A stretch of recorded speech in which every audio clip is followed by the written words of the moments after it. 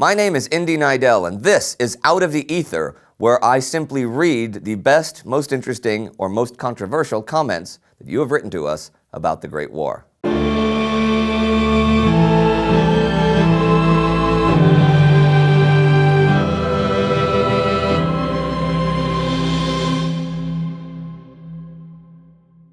Daniel says about our episode about stormtroop tactics and stormtroopers, it was no coincidence that the Germans developed these tactics. Before World War I, the German army, particularly the general staff, was already contemplating the benefits of more decentralized command. The German general staff was an almost unique military organization, which did not only plan out any future war or campaign, but also invested a lot of time and effort in studying past wars, even ones they themselves won with ease, as well as wars other nations fought, and they often took the lessons to heart. It was no accident that the Germans found themselves equipped with larger caliber artillery during the beginning of World War I, because they realized that it would be necessary against field fortifications. The Germans also embraced the machine gun to a larger degree than any other army before World War I. But back to the tactics.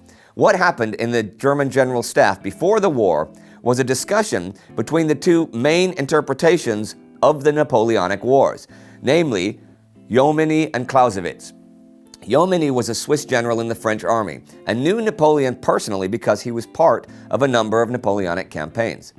He described the command style of Napoleon, which was highly centralized and revolved around the commander, and declared that this was the way armies should always operate.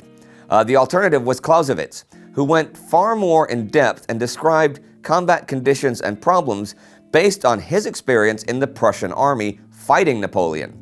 This discussion basically ended with Jomini being dominant, as he was in every major army. What happened during World War I was that the armies discovered just how wrong they were in their belief of Jomini.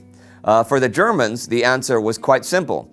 Namely, look at the other military theorist, forgotten by most, and apply into practice the abstract lessons of Clausewitz into modern warfare.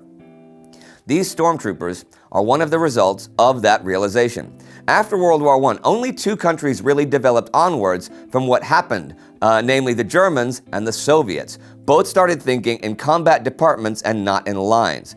Both looked at the role of the Air Force, the tank, and combined arms, and developed their own methods of warfare. The new military question became how to avoid trench warfare. The Germans decided that a quick victory would be required, and the results, well, we pretty well know. The Soviets embraced the attrition to the fullest and organized their entire state for this purpose. The results were also seen in command. The Soviets stuck with top-down command because intensive training would not be worth the time expended, because the losses were expected to be high. The Germans, on the other hand, took the mission-type tactics to the next level and introduced them into the entire army.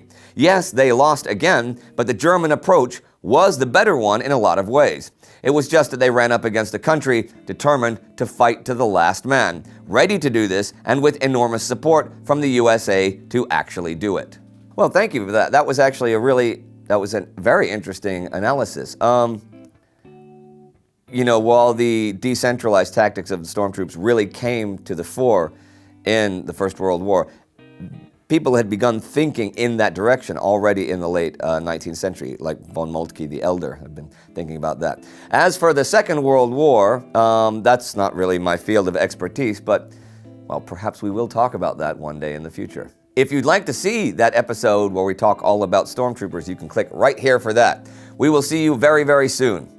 Rock on.